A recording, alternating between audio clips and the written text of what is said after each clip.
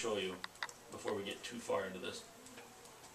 This market value homestead credit. Here's a graph that shows what the taxes are for a business in town of the same exact value as a house. The blue line is the $115,000 house.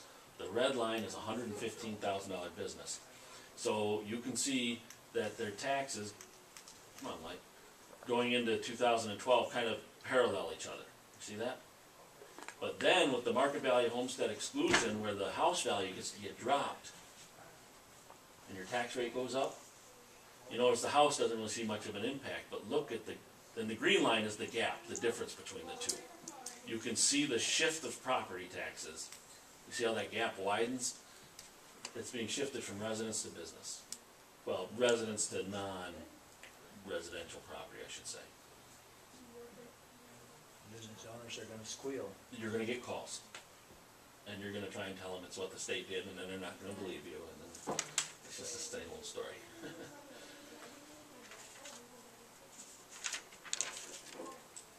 So I thought this was, I wanted to illustrate to you what that shift was.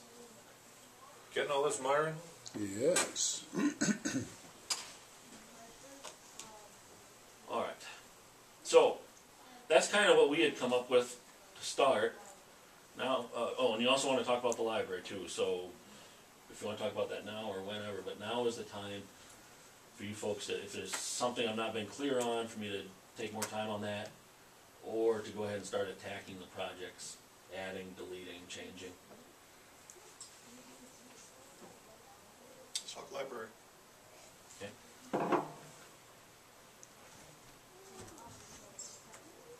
When is that hope to be done? Next year, hopefully. And do we have a cost? It's 1.7.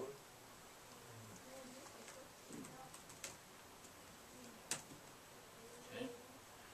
And what are our funding sources? How did we intend to pay for that? USDA. It's a loan? Yep. I thought there was going to be some fundraising and a... Yeah. Okay. Yeah. Tell me about the cash portion of it. They're covering the whole amount, right? 1.7. And then, based upon the scenario that we developed in the subcommittee, was we were going to apply, was it 480 from FEMA? Yeah, 475, I think. 475 from FEMA. Okay. The city had the $20,000 a year from the Tenberg,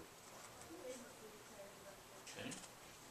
and then 250 from and the then- USDA grant. there was a grant for 250, but I think that's separate, because that was for something else. And then they were going to fundraise for 500.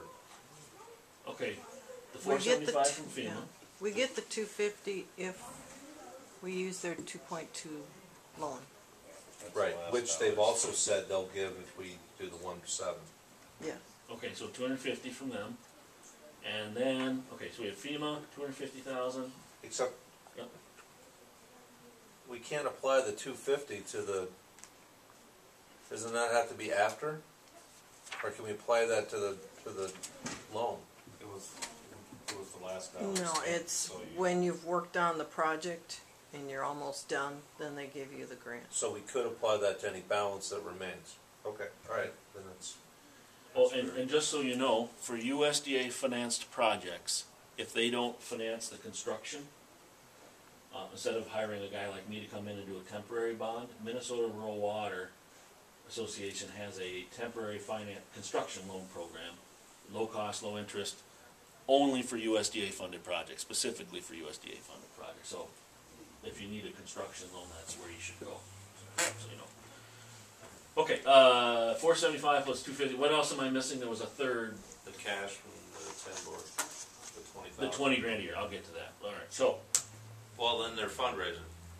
They're supposed to fundraise for the balance. okay, but the hope is to And it's a 40-year.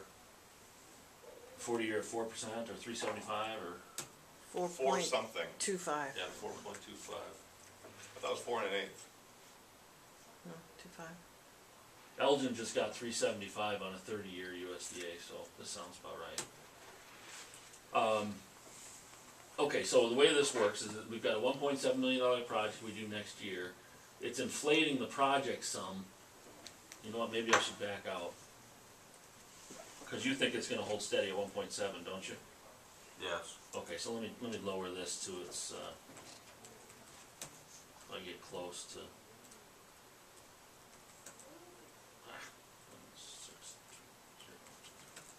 Close enough for government work. Now, we had the 475 plus the 250. Alright, so what it's saying is Plus we've they got, fundraised already for 100. you've got 100 grand already in No, we cash? figured Yeah, it was 100, available about the 110 right now. Cash. Great. So we have, after it inflates to 1.7 million, we get to apply, you know, bugger. We get to apply this much cash to the project. So we ended up borrowing this much from USDA in 40 years. That would be our payment. Now, 20 grand a year, which is already built into the levy, right? Yeah.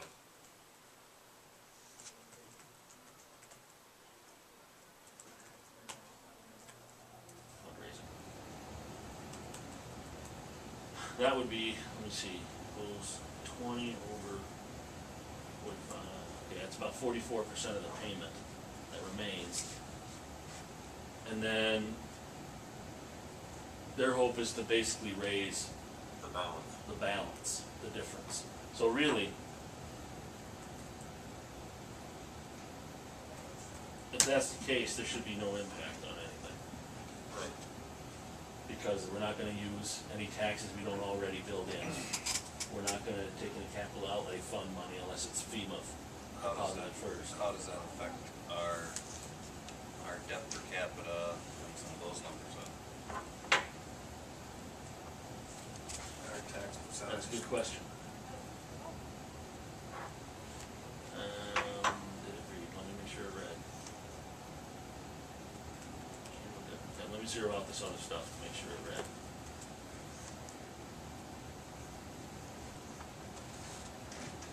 There.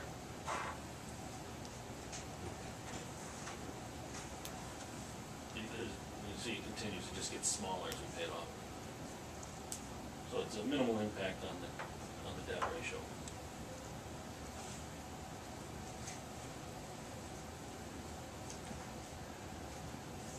Put those projects back in though. Yep. Is that realistically going to be there? You want 43 and 14 or 12? 14? It's 14 as soon as it's gonna be here. Yeah. The question was more the levy project. If we're doing Ah. a levy project, We're doing that next year. right, but Do you want to do interest only or start paying on it right away?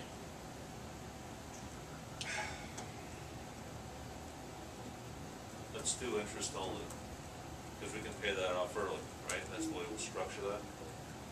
Yeah, if you wanted to, right. Let's Okay. take a look at that. So let me just plug this in as, I know it says 14, but we really do it in 12.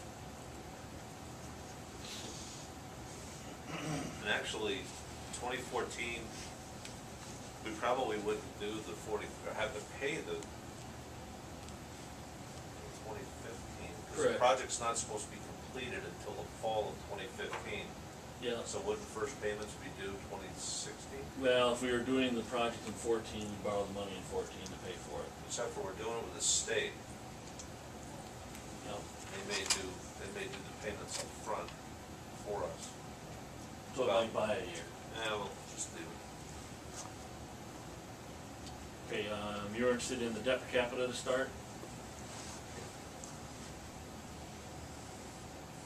So basically, we've lost the ground that we gained. You know, we're right back to 2011 levels. Well, was doing that before. Not quite as high, but close to 5,500 before. Yep. We put the library in. We were right at. The library's in there. There's the library, that little bit right there. Yeah. Now let's look at, there's the monthly impact. And this is not cumulatively, by the way, or cumulative, by the way, this is independent. So the way you read this, you can read it one of two ways. You can say in 2016, this house is paying $40 more a month than it did in 2011, or you can say it's paying, roughly $10 more than it did in 2015.